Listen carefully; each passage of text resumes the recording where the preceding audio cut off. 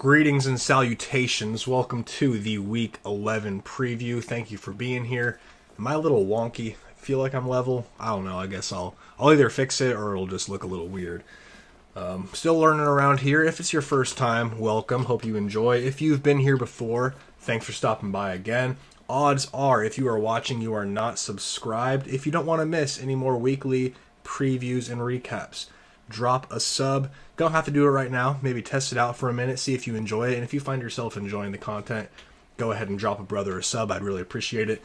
We are going to dig into start-sit decisions for every matchup on the Week 11 slate. And how we do that is when I'm making these lineup decisions for myself, I break them into 4 categories. No-brainers, guys we're starting no matter what. Thumbs up, guys we feel pretty good about. Caution sign, guys we're okay starting but maybe lowering expectations.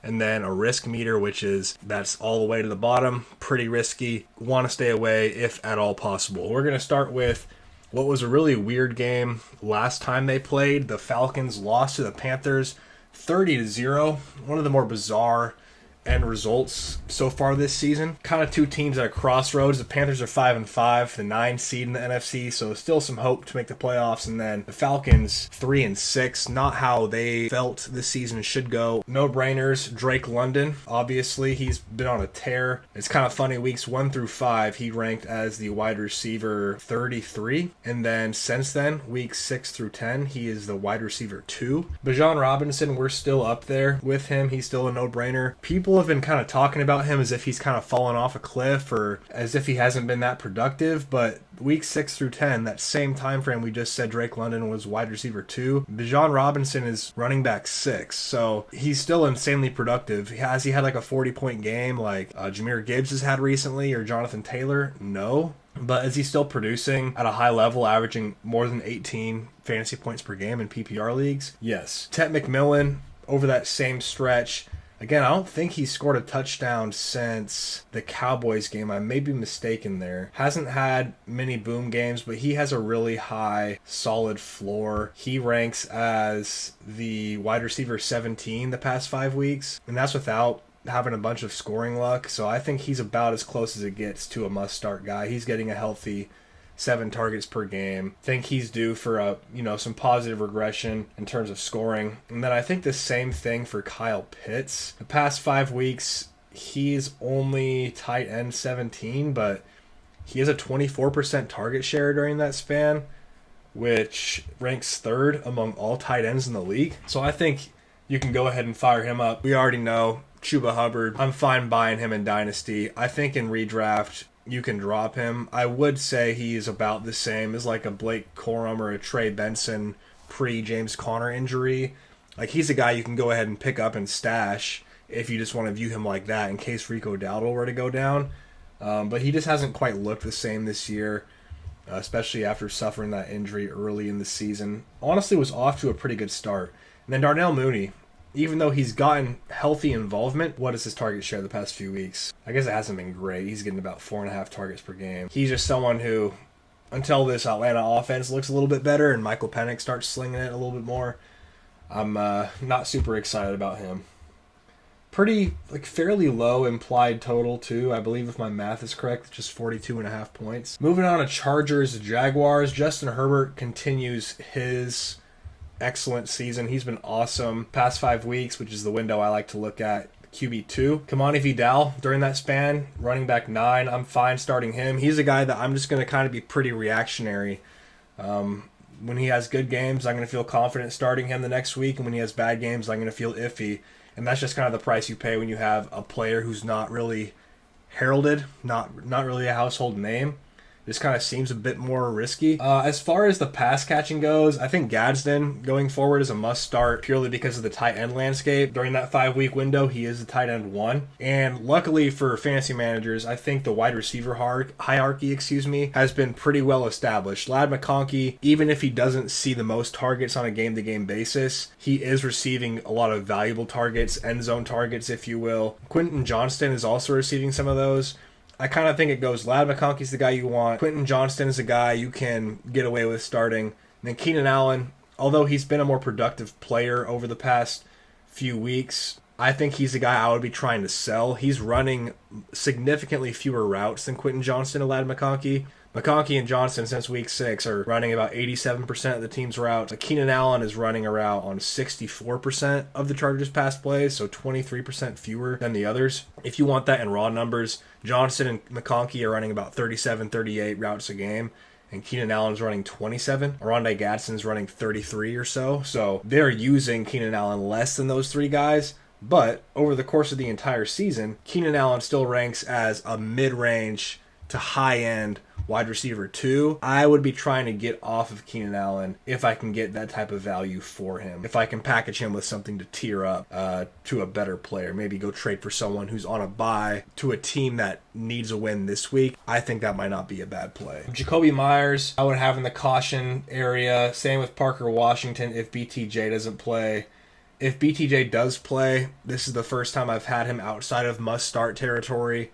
Just kind of a hodgepodge of he's hurt, coming back from an injury. He hasn't looked like himself all season. They went ahead and traded for Jacoby Myers. Parker Washington looks a little bit better. If BTJ is out, I think I would bump up Myers to the thumbs up category and bump up Parker Washington to the caution category. Why Jacoby Myers over Parker Washington? Jacoby did have a touchdown called back last week, ironically on a false start, which most of the time you're far enough away from the end zone and the refs blow the whistle so early that the players kind of just stop what they're doing. So if he scores a touchdown there, it looks a little bit better. Last week, though, Jacoby Myers ran 16 routes to Parker Washington's 30. Okay, so ran half as many routes, but still received just as many targets. If you include the one that got called back, they each got 4 targets. If that becomes more equal, and Jacoby and Parker are running the same amount of routes, I think Jacoby Myers is going to walk out of that with more involvement in the passing game. The Chargers' defense has been pretty good against opposing quarterbacks this year, and Trevor Lawrence isn't like some elite option, so I'm not really looking to start him there. But Herbert, McConkey, and Gadsden, those 3 of the passing game, I think are must-starts. And Kamani Vidal, that's... Again, pronunciation guide. Someone needs to remind me, or I just need to do it.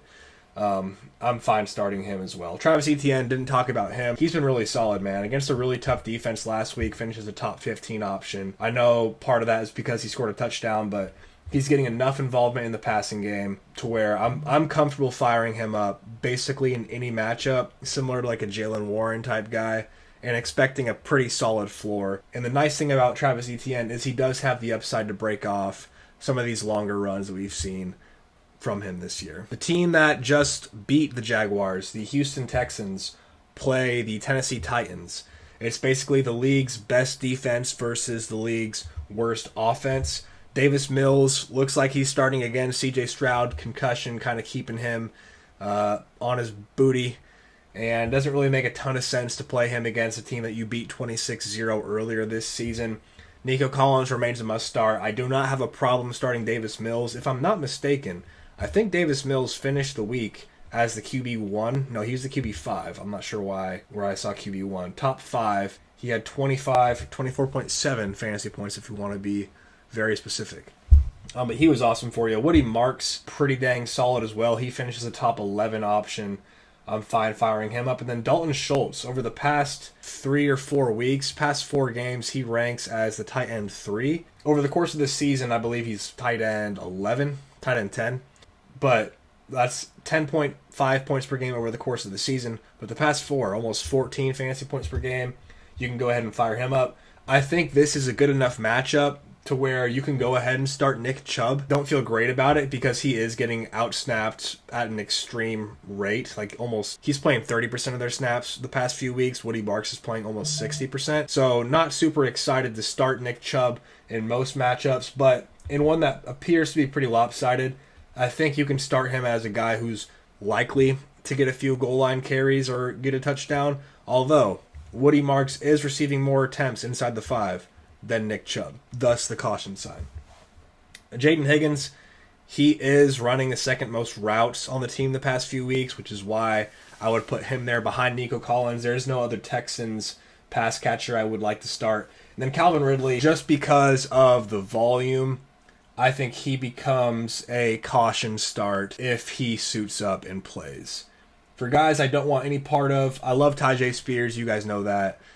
But in this matchup, I just don't want it. I think there's maybe a high floor for Spears or Pollard, and maybe I'm being too harsh on them, but this is a matchup where if you have the Texans defense, you got to be pretty excited. I think they got a pretty good chance to run up some numbers this week, knock on wood.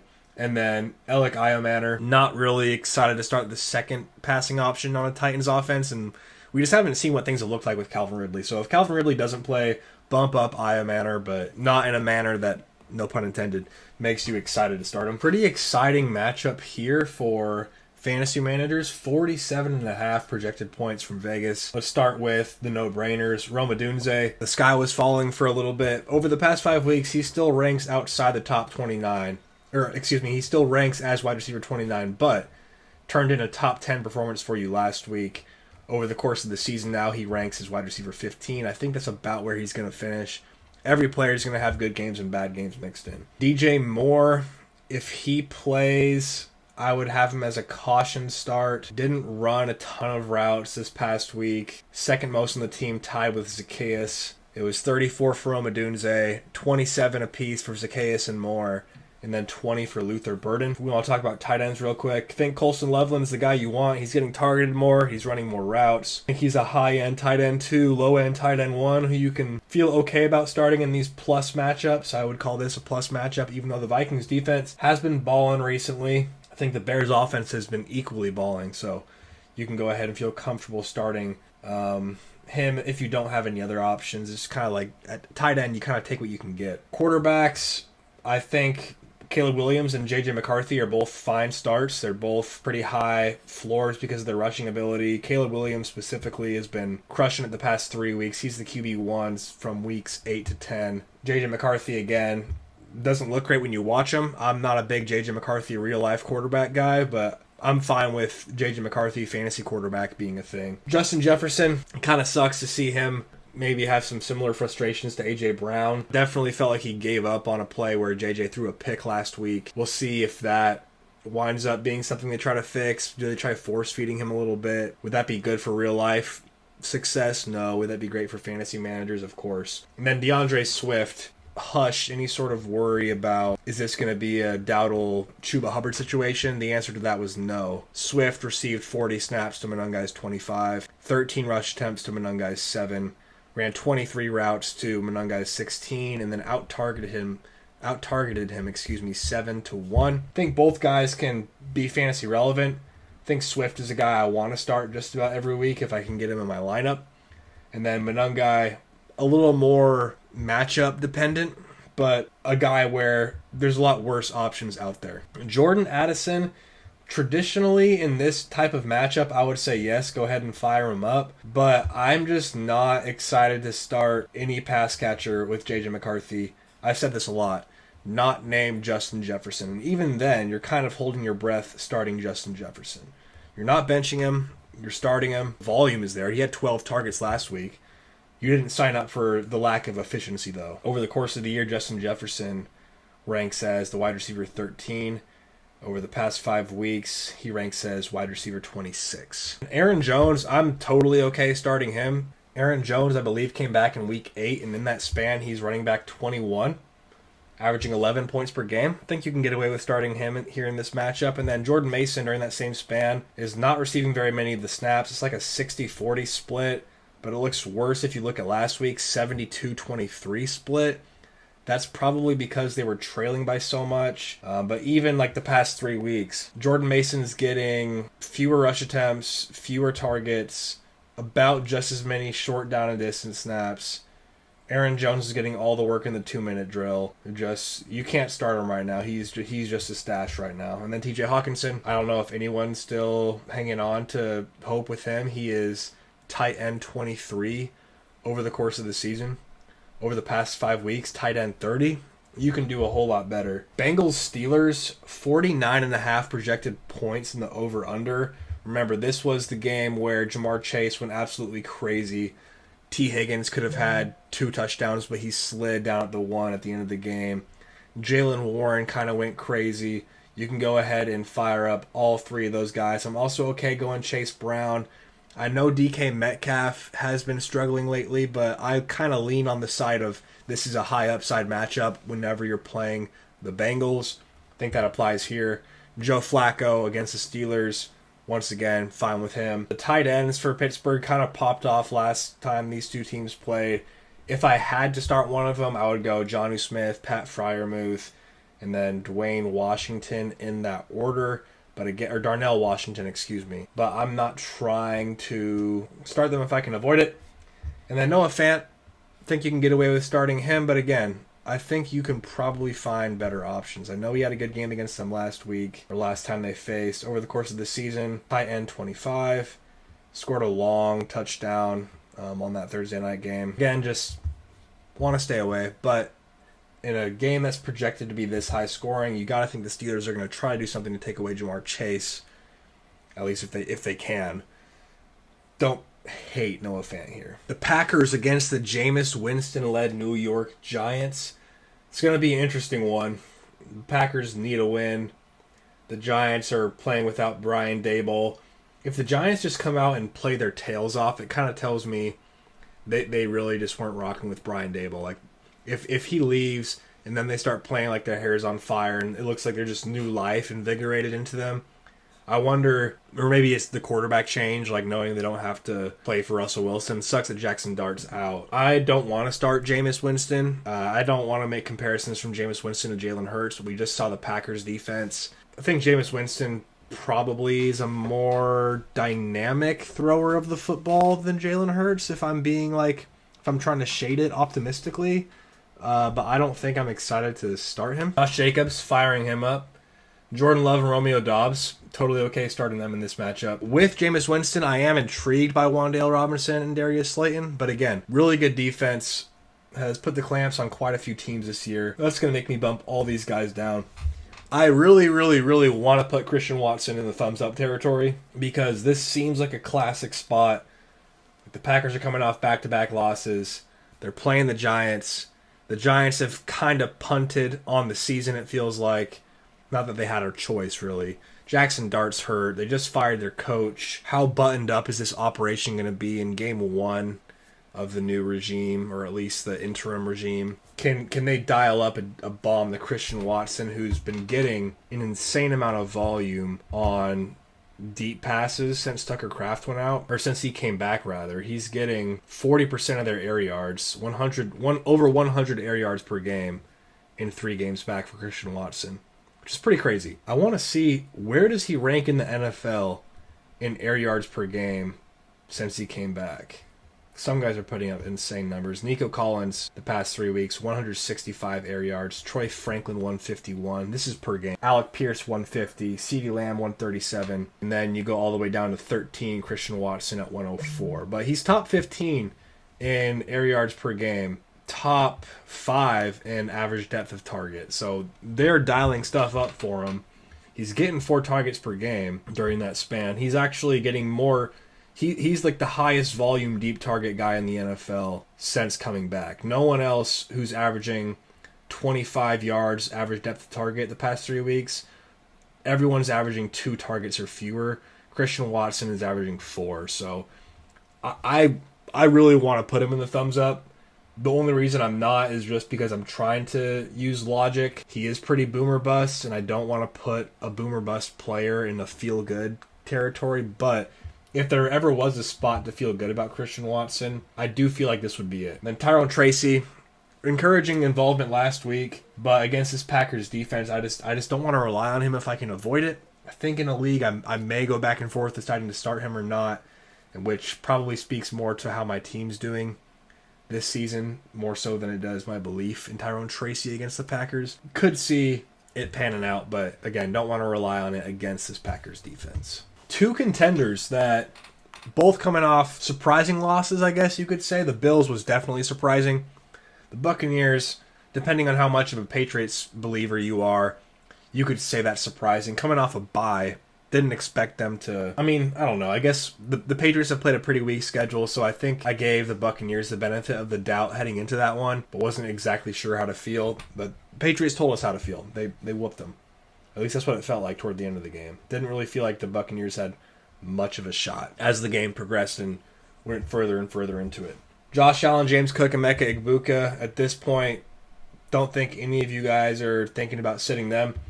Khalil Shakir, don't mind starting him at all. Baker Mayfield, K. Dotton, and Tez Johnson. Totally fine starting him there. If Chris Godwin were to come back, I would bump both of them down, but while he's out, they're both pretty good options. Keon Coleman has earned himself a bump up into the caution start territory in what's projected to be a pretty high-scoring game. But again, like, that caution symbol is there for a reason. Like, I'm cautioning you. Keon Coleman has been disappointing this year more than he has been good. I think the only reason I'm putting him as a caution start is I'm just kind of coping with maybe he picks up some positive momentum here after a top 24 finish last week. He did have 8 targets, which was nice to see, considering the previous week he only had 2. The week before that, he only had 4. The week before that, they didn't play. Week 6, he had 6. So maybe with this being a high-scoring game, at least that's what Vegas thinks it is, maybe he receives some more targets again. But again, proceed with caution there. Commanders versus Dolphins. I'm okay starting Tua here. I think, can the Dolphins rattle off a little winning streak here? What's their schedule looking like? I'm pretty sure their schedule coming up after beating the Bills is not that difficult. They play the Saints next week. They play the Jets the week after that. And then they play the Steelers the week after that. Then the Bengals. So they could mess around and finish fairly close to 500. Mike McDaniel might wind up keeping his job if they can do that. Because, look, this roster stinks. Luckily for a good offensive coach, he does have I'm not going to call Tua a stud, but he does have Devon Achane and Jalen Waddle, who are absolute monsters. It's been really cool to see Waddle, who I believe was the 6th pick in the NFL draft when he was drafted. It's been cool to see him step up and maybe not validate that draft capital, but show he can be a number 1 receiver when there really is not a second option. Like Malik Washington, like who else? Like Darren Waller's been hurt. It's just Jalen Waddle and Devon Achane.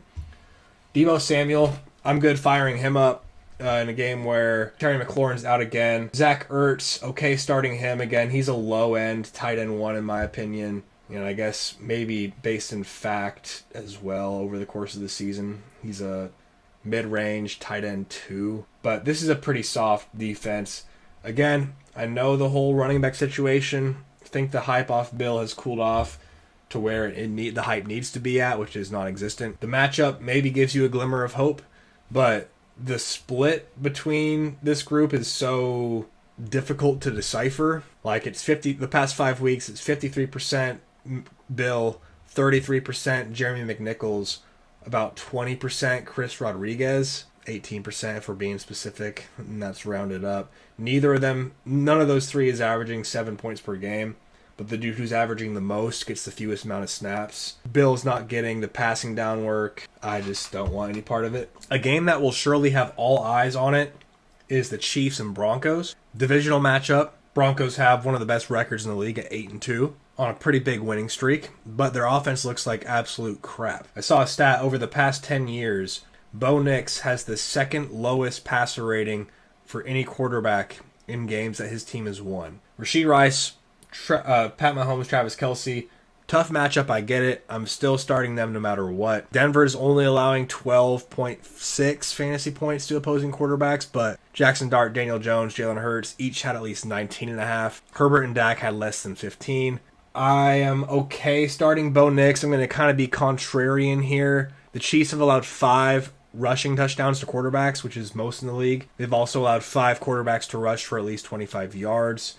RJ Harvey, I know Sean Payton likes to use multiple backs, but with J.K. Dobbins out, I believe that's going to be the case.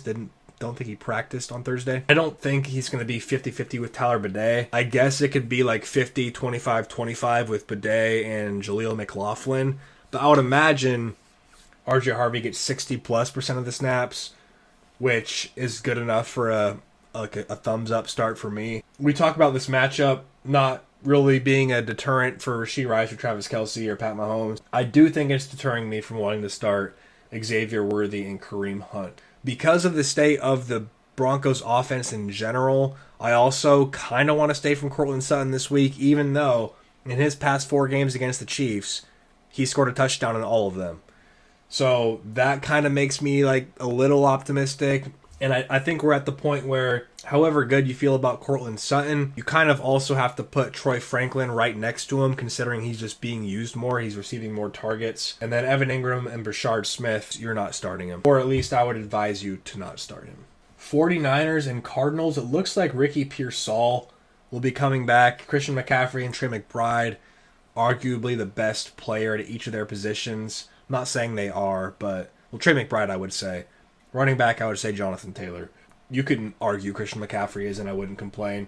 George Kittle also belongs in that conversation. Needs to have a few more successful weeks, but I think he'll wind up being one of the better plays from the tight end position in fantasy. I'm fine starting Juwan Johnson and Ricky Pearsall just because Juwan Johnson is a little hot, and Ricky Pearsall, when he's played, has been their best player, at least from a pass-catching standpoint. And then for the Cardinals, bummer that Marvin Harrison Jr. is out. I think that makes Michael Wilson the preferred passing option there outside of Trey McBride. And then if I had to start a running back, I would go Amari DiMercado. He is the more efficient player. He is involved more in the passing game. Bam Knight has received the lion's share of the carries.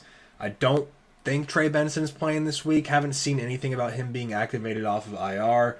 And then I think we're kind of off the Kendrick Bourne hype train at this point. But in case you're not, with Ricky Pearsall coming back into the picture and George Kittle fully integrated after a pretty good game last week against the Rams, I don't think you're in a spot to start Kendrick Bourne no matter what format you're in. Ravens-Browns, here come the Ravens. They've been favored to win the division even when things were going poorly, and now they're kind of into this stretch of their schedule of all winnable games, right? First they had the Dolphins, and then they played the Vikings, and now they have the Browns. Derrick Henry didn't score a touchdown last week, but literally got one siphoned away from him at the 1-yard line by Justice Hill. Lamar Jackson, tough game against the Vikings defense. It's been kind of rolling recently. Zay Flowers, totally fine starting him. Quinshon Judkins, starting him. Harold Fannin is running more routes and receiving more targets than David Njoku, so I prefer him. And Jerry Jeudy, totally fine starting him after receiving 12 targets, I believe. Zay Flowers, same boat. I have to start a Ravens tight end. I think I'm going Mark Andrews, not Isaiah Likely. I'm okay starting Njoku, but think the floor and ceiling is lower than Fannin's. And then Cedric Tillman, not really trying to start him if I can avoid it. Probably the game of the week in a slate that does have a handful of good games. Who would have thought coming into the season that Puka Nacua and Devontae Adams would both be top 7 wide receivers? I certainly did not think that would be the case. Jackson Smith and Jigba having one of the best starts to a season for a wide receiver in NFL history. I would normally have Kyron Williams as a must start, and I'm still, I would need to be in a really, really good position and have a ton of good running back options to consider benching him, so you're going to go ahead and start Kyron. But the Seahawks defense, at least against running backs, has been pretty good. They did let the Cardinals have good efficiency numbers last week, but I think a big piece of that was they were up so much so early. Sam Darnold's balling, Stafford as well. This should be just an awesome game. And then Zach Charbonnet and Kenneth Walker. Do think that their efficiency looks pretty good, but their split is just dead even. You have to just flip a coin and guess who's going to score a touchdown. Kind of want to stay away from that situation. If you have them rostered, it's just kind of a headache you have to deal with all year. You can imagine most people who roster one or both of them wish they would have used that pick to get some other guy. And then guys I don't want to start, Blake Corum, Cooper Kupp, Rashid Shaheed. Just don't think the upside is there with the first two guys. And then Rashid Shaheed, I do think there's upside there just because of the player type, but the role needs to match up. And the role has not been realized yet because he just got there. Maybe the best game on the slate. Eagles hosting the Detroit Lions. Tons of fantasy relevant players here. One thing peculiar that you may notice is I do have Smith above A.J. Brown. That's Devontae Smith. He's being used more. He's being targeted more. And he's converting. He's scoring. He's been a top 15 wide receiver year-round, I believe. When I say year-round, I mean season-long. 14. Averaging 14.6 fantasy points per game. A.J. Brown, 39. Averaging 11.2 points per game. Over the course of the season, Devontae Smith, 7 targets a game to Brown's 6.5. Average depth of target is almost identical. They're running the same amount of routes. Devontae Smith gets twice as many end zone targets. He's getting targeted more on 3rd and 4th down. Devontae Smith, for all intents and purposes, this year has been the wide receiver 1 for Philly. Now, I'm not looking at the routes they're running in terms of like their role within the architecture of their passing game.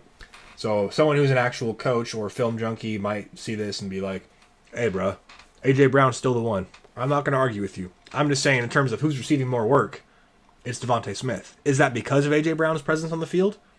Maybe. But the one game A.J. Brown missed, Devontae Smith popped off and looked awesome.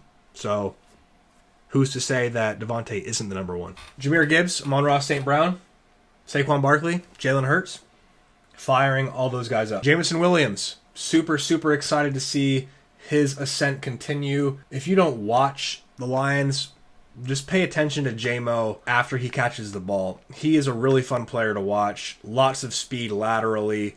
Really, really good at like throttling up and down, getting into that extra gear. Really good at bouncing off tackles for a guy with his frame. Still okay starting A.J. Brown. Like, he's still a high upside guy, and 1 week can change everything, right? He's just as capable of 12 catch, 160-yard day as anybody in the league. Dallas Goedert, I'm fine starting. And then David Montgomery, I'm not really trying to start David Montgomery in matchups where the Lions aren't favored. Maybe that comes back to bite me, but I just don't think the upside is there on limited work. I know that they split carries in a blowout win last week, so I just think in a more competitive environment, they're going to rely on Jahmyr Gibbs more. And then lastly, I believe this is the highest projected total on the slate.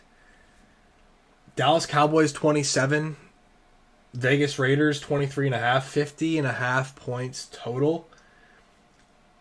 This matchup lends itself to a lot of guys who are must starts. I think Brock Bowers and Ashton Genty are in that category almost regardless of matchup. All the Cowboys that you have on your teams, you're starting them unless it's like Ryan Flournoy, which you probably don't have on your roster anyway, or don't know his first name, Schoonmaker.